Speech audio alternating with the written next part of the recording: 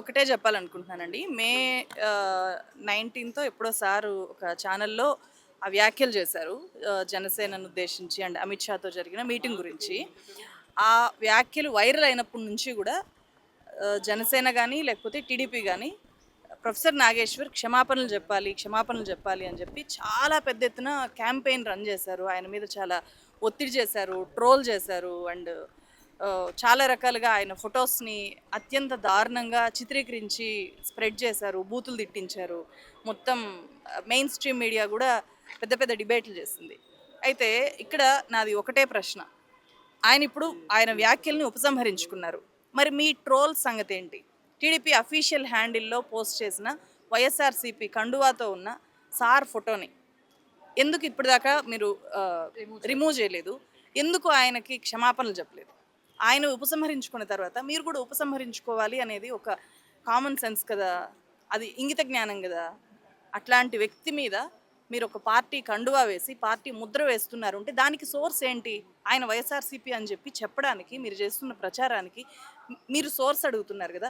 మీరు ఇంత పబ్లిక్‌గా చెప్తున్న దానికి ఆయన చేసిన వ్యాఖ్యలకి సోర్స్ ఏంటో ఆయన చెప్పారు. జర్నలిజంలో ఒక బేసిక్ ప్రిన్సిపల్ ఏంటంటే సోర్స్ని కాపాడాల్సిన బాధ్యత, సోర్స్ని ప్రొటెక్ట్ చేయాల్సిన బాధ్యత కూడా జర్నలిస్ట్ మీద ఉంటుంది. సో పొలిటికల్ జర్నలిజంలో సోర్స్ లేకుండా కూడా చాలా వార్తలు మనం చెప్తూ ఉంటాం. అంతెందుకు అన్ని పార్టీల నాయకులు కూడా మీడియాలోకి ఒక విషయాన్ని తీసుకెళ్ళాలి అంటే వాళ్ళు కెమెరాలని పక్కన పెట్టేసి, మైకుల్ని పక్కన పెట్టేసి మీడియా జర్నలిస్టులతో చిట్చాట్లు చేస్తుంటారు. వాటి ఆధారంగా చాలా న్యూస్ పేపర్స్, చాలా ఛానల్స్ వార్తలు రాస్తుంటాయి.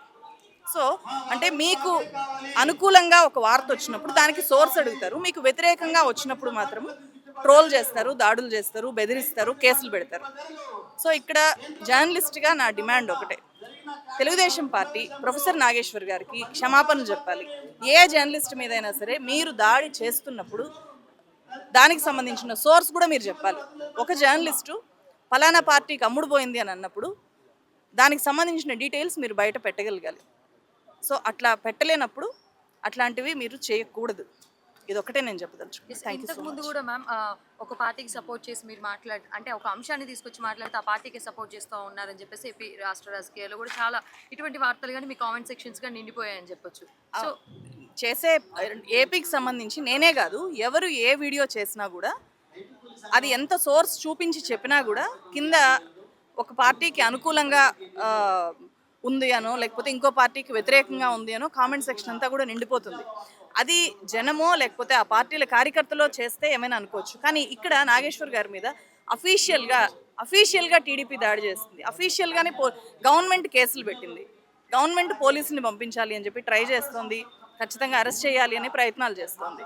సో ఇదంతా కూడా మీలాంటి ఇక్కడ నా ఎదురుగా చాలామంది యంగ్ జర్నలిస్టులు ఉన్నారు. మీ అందరికీ ఒక భరోసా ఎప్పుడు వస్తుంది? ఇప్పుడే మన దేశంలో అండ్ మన రాష్ట్రాల్లో ఇన్వెస్టిగేషన్ జర్నలిజం పూర్తిగా చచ్చిపోయింది. నాలాంటి వాళ్ళం చాలా కష్టపడి ఏవైనా రోజుల కొద్దీ కష్టపడి రీసెర్చ్ చేసి ఒక విషయాన్ని బయట పెడితే, లేకపోతే ఒక చాలా టైం పెట్టి ఒక రీసెర్చ్ వీడియో రిలీజ్ చేస్తే వాటి మీద చాలా పెద్ద ఎత్తున దాడులు చేస్తున్నారు. సో సార్ లాంటి వాళ్ళు ఒక వాస్తవాన్ని చెప్పడానికి ప్రయత్నం చేస్తే వాళ్ళ నోరు మూయించే ప్రయత్నం చేస్తున్నారు.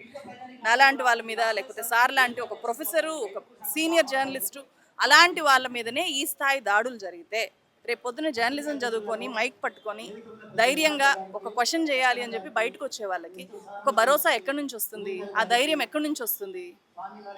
సో ఇది రాజకీయ పార్టీలు చేస్తున్న ఈ దుర్మార్గమైన చర్యల్ని అన్ని రాజకీయ పార్టీలు కూడా ఇది మానుకోవాలి.